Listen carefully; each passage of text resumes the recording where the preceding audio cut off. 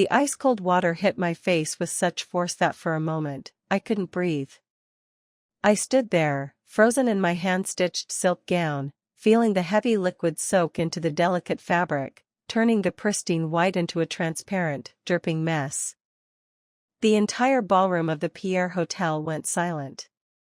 The only sound was the rhythmic drip-drip-drip of expensive sparkling water hitting the marble floor. My mother-in-law, Beatrice Sterling, stood before me with an empty crystal carafe in her hand and a look of pure, unadulterated triumph on her face. She didn't look sorry. She looked like she had just won a war. "You look a little thirsty, Clara," Beatrice said, her voice carrying easily through the stunned silence of 500 high society guests. "I thought I would help you cool off. After all, a girl from the gutters like you must be feeling quite overwhelmed by all this elegance.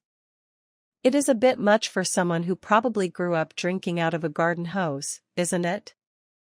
I wiped the water from my eyes, my lashes heavy and clumped. I looked at Julian, my new husband. He was standing 3 feet away, his jaw dropped, his face pale with shock. He reached for a linen napkin, his hands trembling as he moved toward me, but his mother stepped firmly between us. She placed a manicured hand on his chest, her eyes never leaving mine. "Don't bother, Julian," she snapped. "She needs to learn that you can buy the dress, and you can buy the ring, but you cannot buy class. She is a stain on this family name, and today, I am simply starting the cleaning process." The guests began to whisper. I saw the judgmental stares, the hidden smirks of the debutantes who had spent the last year trying to claw my eyes out for landing the most eligible bachelor in New York. To them, I was Clara Vance, the girl with the mysterious past and the modest bank account. I was the charity case who had enchanted a billionaire's son. They didn't know that my silence wasn't born of fear. It was born of a secret I had been keeping for 3 years. I didn't scream. I didn't cry. I didn't even look at Julian anymore. I looked directly into Beatrice's cold, blue eyes. She thought she was the queen of the jungle because she owned Sterling Global, a massive real estate empire. She thought she had the power to crush me because I had let her believe I was a nobody. I had wanted to see if Julian loved me for me, not for my portfolio. He had passed that test. But Beatrice? Beatrice had just failed a test she didn't even know she was taking. I reached up and slowly unpinned my soaked veil, letting it fall to the wet floor.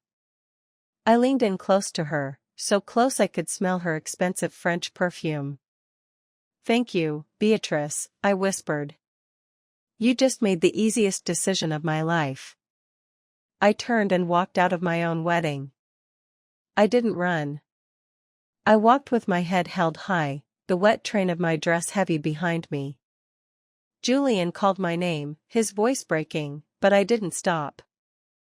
I walked through the lobby, past the stunned valets, and straight to the black SUV that had been waiting at the curb since the ceremony began. My driver, Marcus, jumped out, his eyes widening when he saw my state. "Ma'am? What happened?" he asked, reaching for a towel in the back seat. "The plan has changed, Marcus," I said, my voice as cold as the water that had just drenched me. "We aren't going to the airport for the honeymoon. Take me to the penthouse. And call the legal team. Tell them I want the Sterling acquisition finalized by 8 a.m. tomorrow morning. No more negotiations. No more mercy." As the car pulled away, I looked out the window at the grand entrance of the Pierre. I saw Julian run out onto the sidewalk, looking frantic, but he was eclipsed by the shadow of his mother standing in the doorway, looking satisfied. She thought she had chased me away. She thought she had protected her empire from a social climber. She had no idea that the girl she just humiliated was the only person standing between her and total bankruptcy. To understand how we got here, you have to understand the world Beatrice Sterling lives in. To her, people are assets or liabilities. Since the day Julian introduced us, I was a liability. I had met Julian at a small coffee shop in Brooklyn. I was wearing leggings and an oversized sweater, hiding my identity while I took a rare day off from running Vanguard Holdings, the multi-billion-dollar private equity firm I had built from the ground up after my father passed away. Julian was charming, humble, and completely unaware of who I was. He loved me because I laughed at his jokes and challenged his ideas. He didn't know I was worth 10 times what his mother was. When he finally took me to meet Beatrice at her estate in the Hamptons, she didn't even offer me a seat. She spent 2 hours talking about the importance of pedigree and how the Sterling bloodline was not to be diluted by commoners. I sat there, sipping tea, watching her dismiss me with every word. I decided then that I wouldn't tell them. I wanted to know if Julian would stand by me even if his mother made my life a living hell. And she did. Over the next year, Beatrice tried to bribe me to leave. She offered me $1 million to disappear. I told her it wasn't enough. She thought I was being greedy. I was actually just insulted by how low she valued my time. She tried to ruin my reputation by planting fake stories in the tabloids, but my PR team suppressed them before they even hit the press. She even tried to set Julian up with a French heiress, but he chose me every single time. The wedding was supposed to be the final straw for her. She had spent the entire week leading up to it sabotaging the arrangements. She cancelled the florist, so I had to call in a favor to get 10,000 lilies delivered overnight. She told the caterers to serve a menu of burgers and fries to mock my supposed upbringing, but I had corrected the order back to caviar and wagyu behind her back. The water incident wasn't an accident. It was her last-ditch effort to break me in front of her peers. When I reached my penthouse, Marcus handed me my encrypted phone. I spent the next 4 hours in a bathrobe, sitting in my glass-walled office overlooking the city, dismantling the Sterling legacy. Sterling Global was struggling. They had overextended themselves in the European market, and their stock was plummeting.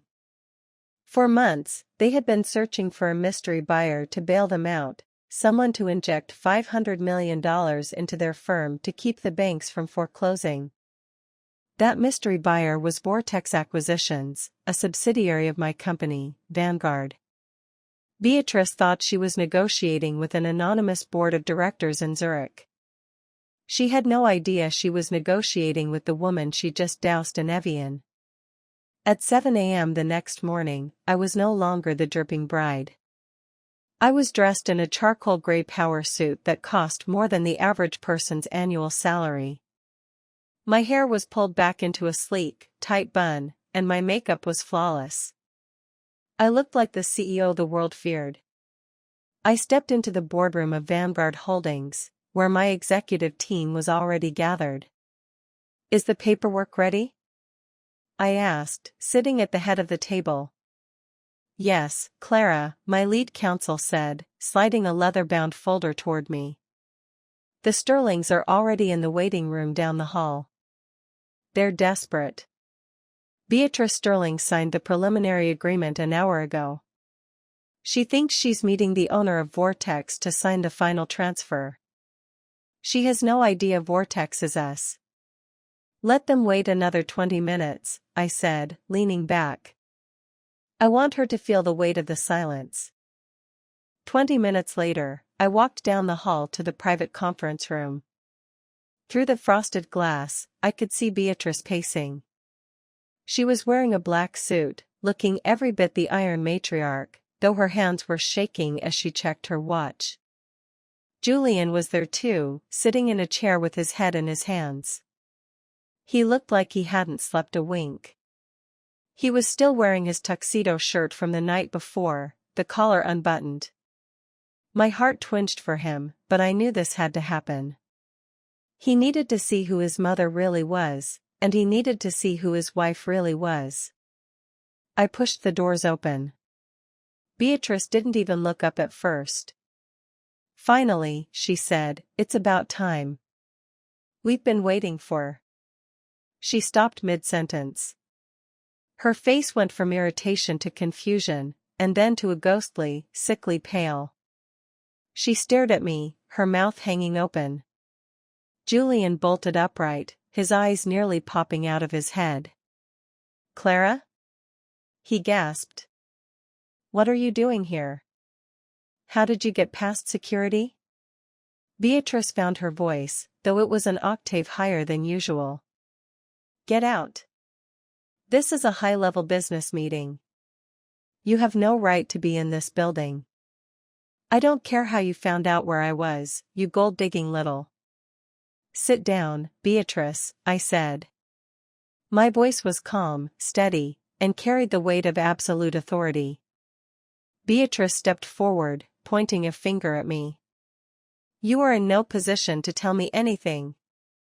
I am here to meet the CEO of Vortex. I am here to save my company. Guards. Security." The door opened, and two of my security detail stepped in. They didn't move toward me. They moved toward the corners of the room, standing at attention. "They aren't going to remove me, Beatrice," I said, walking to the head of the table and dropping my folder onto the mahogany surface. "Because I am the CEO of Vortex. And I am the chairman of Vanguard Holdings. This building? I own it. Your company? As of 5 minutes ago, I own that too." The silence that followed was even heavier than the one at the wedding. Beatrice looked like she was having a stroke. She clutched the back of a chair, her knuckles turning white. Julian looked between us, the realization slowly dawning on him. "Clara?" Julian whispered. You're the Vance of Vanguard? The one they call the Ghost of Wall Street?" I looked at my husband, my expression softening only slightly. "I wanted you to love me for me, Julian. Not for the money. I'm sorry I kept it from you, but given how your mother treats people she thinks are beneath her, can you blame me?" Beatrice finally found her breath. "This is a joke. This is some kind of sick revenge plot. You can't possibly own Vanguard. You're a waitress. I checked your background." "You checked the background I created for myself, Beatrice," I countered. "I grew up in this industry. My father was Arthur Vance. When he died, I took over. I've spent the last decade building an empire while you spent yours looking down your nose at people while your own company rotted from the inside out. You were so blinded by your own arrogance that you didn't even realize you were being bought out by the very person you were trying to destroy." I opened the folder and pushed the final signature page toward her. "You signed the intent to sell. If you don't sign this final transfer, Sterling Global goes into default by noon today. You'll lose the estate, you'll lose the Hamptons house, and you'll lose every cent of the Sterling legacy. Or, you sign this. You get enough money to retire in a very modest condo in Florida, and I take over the company." Beatrice looked at the paper as if it were a death warrant. Her lip trembled. She looked at Julian, pleading for help. "Julian, do something. She's taking everything." Julian stood up slowly. He looked at his mother, really looked at her, for what seemed like the first time. He saw the cruelty, the desperation, and the ugliness that had been hidden under layers of silk and pearls. Then he looked at me. He saw the woman he loved, the woman who had endured his mother's abuse with a smile, and the woman who was now standing as a titan. "She isn't taking it, Mother," Julian said, his voice cold. "You gave it away. You gave it away the moment you threw that water. You thought you were showing her who was boss. I think she's just returning the favor." Julian walked over to me. He didn't look at the papers. He looked into my eyes. "Why didn't you tell me?" I was going to, I said softly. On our honeymoon. I wanted us to have one day of being just Julian and Clara before the world crashed in. But your mother decided to move up the timeline. Julian nodded slowly. He turned back to his mother. Sign the papers, Mom. It's over. Beatrice burst into tears, not the tears of someone who was sorry, but the tears of someone who had lost her power. She grabbed the pen and scribbled her name, the ink smearing on the page. She threw the pen at me, but it missed, bouncing off the table and rolling onto the floor. I hope you're happy, she hissed. You've destroyed a family. No, Beatrice, I said, picking up the folder. I've acquired a failing asset and pruned the dead wood. That's just good business. I looked at Marcus, who was standing by the door. Please escort Mrs. Sterling out of the building. She is no longer permitted on any Vanguard or Sterling Global property. Effective immediately, she is banned from the premises. Beatrice screamed as Marcus led her away, her heels clicking frantically on the marble floors until the sound faded into the distance. The room was finally quiet.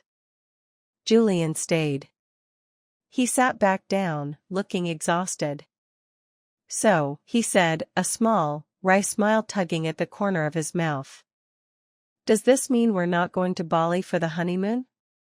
I walked over to him and ran my hand through his hair. We can go wherever you want, Julian. I own the airline. He laughed then, a genuine, relieved laugh. I can't believe my wife is my mother's boss. She's going to hate Florida. She'll hate the lack of a personal chef even more, I added. We stood there for a long time, looking out at the city. The drama was over, the revenge was complete, and the balance of power had shifted forever. I had been humiliated in a white dress, but I had triumphed in a gray suit. As we walked out of the boardroom together, Julian stopped and looked at the wet stain on the floor where Beatrice had dropped her water bottle in her hurry to leave. You know, he said, leaning in to kiss my forehead. I think white was a good color on you. But power? Power looks much better. I smiled, adjusted my blazer, and led my husband toward the elevators. I had a company to run, a legacy to rebuild, and a very long honeymoon to attend to.